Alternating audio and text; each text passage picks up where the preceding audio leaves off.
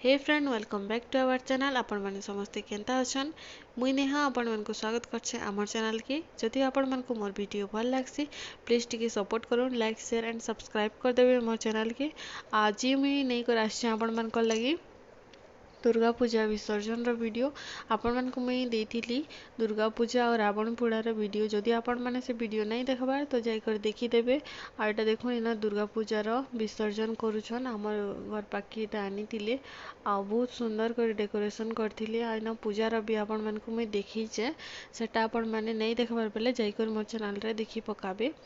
तो इना छोट छोट छुआ मैंने सब इना बसी थिले आ इना बहुत एना प्रोग्राम माने भी बहुत सारा हेसी दुर्गा पूजा नहीं करी।